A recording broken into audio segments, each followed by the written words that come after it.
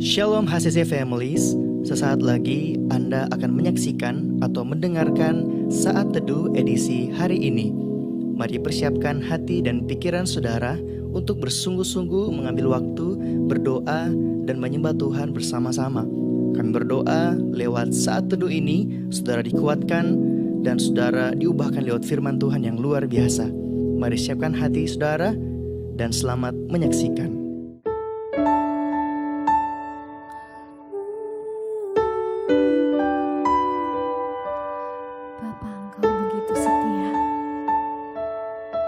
Engkau yang tak pernah meninggalkan kami. Engkau yang selalu ada di dalam kehidupan kami. Dan kami percaya Tuhan, bahwa dalam setiap musim hidup kami, takkan Engkau membiarkan kami jatuh. Terima kasih Tuhan.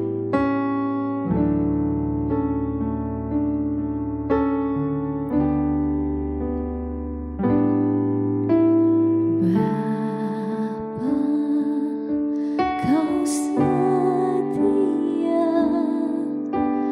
Bapa, Kau mulia.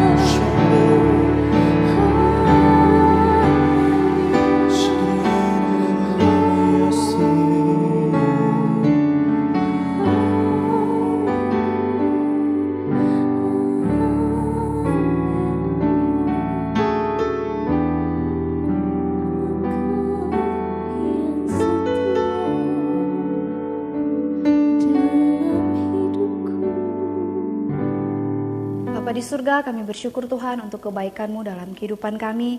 Terima kasih Tuhan untuk hari yang baru, hari yang indah yang Tuhan berikan dalam kehidupan kami.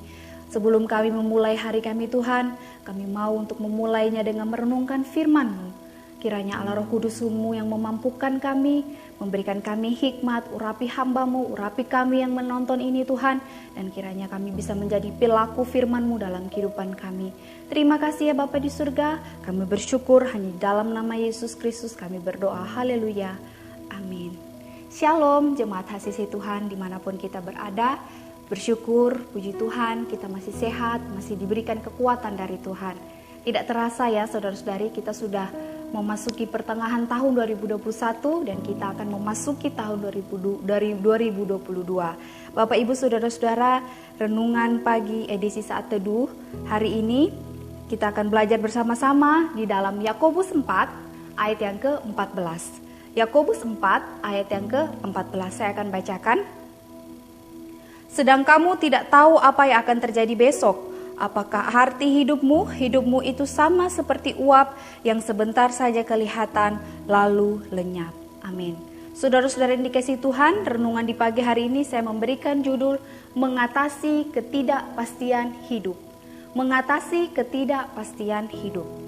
Saudara, ada seorang developer properti Amerika yang bernama Larry Silverstein. Dia memiliki banyak properti yang menjanjikan di New York. Dan salah satu obsesi terbesarnya adalah dia ingin menjadikan Menara Kembar World Trade Center sebagai salah satu kompleks properti yang dikelolanya. Dengan berbagai banyak upaya, dia tanggal 24 Juli 2011 dia berhasil mewujudkan keinginannya itu. Bahkan dia juga sudah menandatangani sewa untuk 99 tahun ke depannya. Tapi sayangnya, 6 minggu setelahnya, tepat pada tanggal 11 September 2011, gedung World Trade Center tersebut hancur karena serangan teroris. Saudara, dari kisah ini kita bisa lihat bahwa salah satu fakta yang menegaskan apa yang pasti dalam hidup ini adalah ketidakpastian. Di dalam Yakobus 4 ayat 14 yang tadi kita sudah baca, bahwa menyatakan bahwa kita tidak tahu apa yang akan terjadi esok hari. Karena ketidakpastian hidup sama seperti uap. Saudara-saudara tahu uap itu ketika dibuka dia akan hilang, dia akan lenyap begitu saja. Sama seperti kehidupan ini. Kehidupan kita sama seperti uap yang sebentar lagi akan hilang. Hidup ini penuh dengan misteri. Bahkan dalam pencapaian mimpi kita atau pencapaian keinginan kita bisa berubah menjadi hal-hal yang buruk dalam kehidupan kita. Hal ini seharusnya menggugah pemikiran kita tentang bagaimana pentingnya menyatukan kehendak kita dengan kehendak Tuhan. Pengalaman-pengalaman kegagalan dalam kehidupan kita harusnya menjadi pelajaran penting supaya kita bisa lebih lagi mengandalkan Tuhan dalam kehidupan kita, bukan mengandalkan diri sendiri. Saudara, bukan berarti kita tidak boleh bermimpi, bukan berarti kita tidak boleh memiliki keinginan atau obsesi dalam kehidupan kita, bukan. Boleh-boleh saja, tentu saja boleh, tetapi di dalam ayat ini dikatakan bahwa apa yang tidak kita tahu esok hari akan terjadi sama seperti apa. Oleh karena itu saudara-saudara, kita harus melakukan hal-hal pendekatan dalam apa yang ingin kita capai, yaitu kita harus berkomunikasilah dengan Tuhan apa yang menjadi kehendak kita. Karena ketika kita menyatukan kehendak kita dengan kehendak Tuhan, maka setiap apa yang kita rancangkan, Tuhan akan membuatnya berhasil. Amin. Tuhan akan memberkati kita. Tuhan akan menyertai dan senantiasa terus melindungi kita ketika kita menyatukan kehendak kita dengan kehendak Tuhan. Di Yakobus 4 ayat 15 berkata, sebenarnya kamu harus berkata, jika Tuhan menghendakinya, kami akan hidup dan berbuat ini dan itu. Saudara, jika saat ini kita menuliskan kepada Tuhan tentang hal-hal apa saja yang akan kita lakukan, maka kita juga harus memberikan penghapusnya kepada Tuhan. Kenapa kita harus memberikan penghapus kita kepada Tuhan? Karena Tuhanlah yang mengetahui setiap rancangan yang terbaik dalam kehidupan kita. Dialah yang mengetahui apa yang menjadi sesuatu yang baik dalam kehidupan kita. Ketika kita memberikan penghapus kita kepada Tuhan, Tuhan akan menghapusnya yang mungkin menurut dia tidak baik. Tuhan menghapusnya dan tentunya dia akan menggantikan sesuai dengan apa yang dia kehendaki dalam kehidupan kita. Karena Tuhan tahu apa yang terbaik, saudara. Karena rancangan Tuhan bukan rancangan yang mendatangkan kecelakaan, tetapi rancangan yang mendatangkan damai sejahtera bagi kita. Amin. Saudara, di pagi hari ini kita diingatkan kembali oleh firman Tuhan Yakobus 4 ayat yang ke-14 ini, bahwa hidup ini hanya sebentar.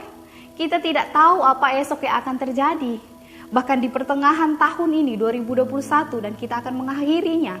Mungkin kita sudah punya rencana ke depannya, oh saya mau berbuat ini, oh bisnis saya, usaha saya, sekolah saya, masa depan saya. Mungkin kita sudah melakukan hal ini dan itu. Tetapi saya mau bicara lagi bahwa sudahkah kita melibatkan Tuhan dalam setiap rencana kita?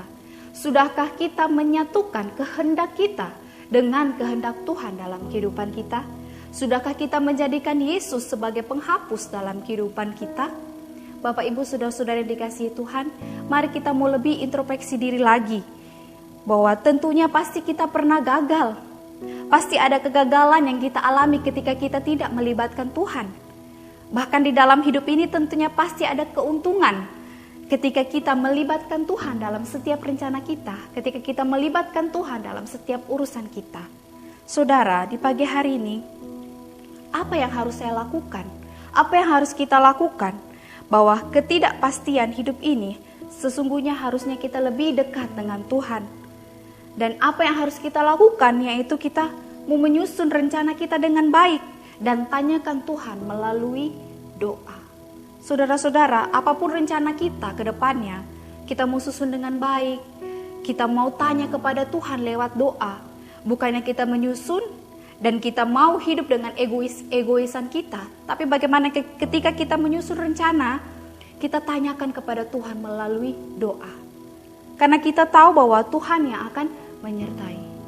Apapun rencana kita, kalau kita tidak melibatkan Tuhan, apapun rencana kita, masa depan kita tidak melibatkan Tuhan, kita tidak akan berhasil. Tetapi ketika rancangan kita, kehendak kita bersama dengan Tuhan, mengandalkan Tuhan, melibatkan Tuhan, Tuhan akan memberikan kesuksesan bagi kita. Amin. Tuhan akan menyertai kita. Tuhan akan menunjukkan hal-hal yang terbaik, yang indah dalam kehidupan kita. Kalau kita mengandalkan Tuhan dan berharap kepada Tuhan. Saudara, di tahun 2021 ini, untuk memasuki tahun 2022, tulislah rancangan Anda kepada Tuhan. Dan biarkanlah Tuhan yang menjadi penghapus dalam hidupmu. Bahkan menyatukanlah kehendak kita dengan kehendak Tuhan. Dan biarlah semua yang terjadi dalam kehidupan kita itu sesuai dengan kehendak Tuhan. Karena Dia tahu apa yang terbaik untuk anak-anaknya. Amin. Saudara-saudara yang dikasihi Tuhan, hari ini kita bisa belajar kembali bahwa ketika ketidakpastian hidup ini, harusnya kita lebih berharap lagi, menjadikan pintu harapan manusia kepada Tuhan, lebih berharap lagi kepada Tuhan, lebih mengandalkan Tuhan lebih lagi. Saudara, di pagi hari ini, sebelum kita memulai hari kita, mari kita sama-sama mengingat kembali rencana apa yang sudah kita susun di akhir tahun 2021 ini. Apakah saya sudah melibatkan Tuhan? Apakah saya sudah mengandalkan Tuhan? Atau saya hidup dengan keegoisan saya? Firman Tuhan di pagi hari ini mengingatkan kita bahwa apapun rencanamu untuk kita mengatasi ketidakpastian hidup ini, kita harus lebih bergantung dan lebih berharap kepada Tuhan. Kesimpulannya di pagi hari ini kita bisa belajar, kita bisa melihat bahwa bagaimana kita mengatasi ketidakpastian hidup. Yang pertama adalah menyatukan kehendak kita dengan kehendak Tuhan. Saudara, cintailah kehendak Tuhan itu. Janganlah kita mencintai kehendak kita, tapi mari kita pagi hari ini belajar untuk mencintai kehendak Tuhan dalam kehidupan kita. Amin. Dan yang kedua, bagaimana supaya kita bisa mengatasi ketidakpastian hidup ini, yaitu susunlah rencana yang baik dan tanya kepada Tuhan melalui doa. Apapun rencana kita saat ini ke depannya, Mari kita mau susun dengan baik. Dan kita tanya kepada Tuhan, mari belajar untuk tanya kepada Tuhan, Tuhan apakah ini yang terbaik untukku? Apakah ini sesuai dengan kehendak-Mu dalam kehidupan kami? Mari kita mau belajar sama-sama untuk menyusun rencana yang baik. Dan tanyakan itu melalui doa kepada Tuhan. Dan yang ketiga, bagaimana mengatasi ketidakpastian hidup ini? Yaitu berharaplah dan bergantunglah kepada Tuhan. Dan andalkan Tuhan di dalam hidupmu. Kita ini manusia yang sama seperti uap, tidak tahu akan terjadi hari esok. Tetapi ketika kita berharap, bergantung kepada Tuhan dan andalkan Tuhan dalam kehidupan kita, tentunya Tuhan akan menyertai kita.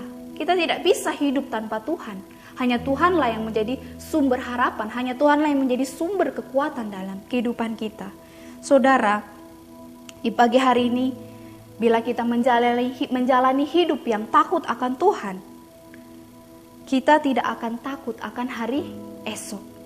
Bahkan kematian pun menjadi suatu keuntungan di dalam Kristus. Kalau kita hidup takut akan Tuhan, hari esok pun, hari kapanpun kita tidak akan pernah khawatir, kita tidak akan pernah takut. Karena kita tahu bahwa Tuhanlah yang menyertai kita, Tuhanlah yang menuntun kita. Amin.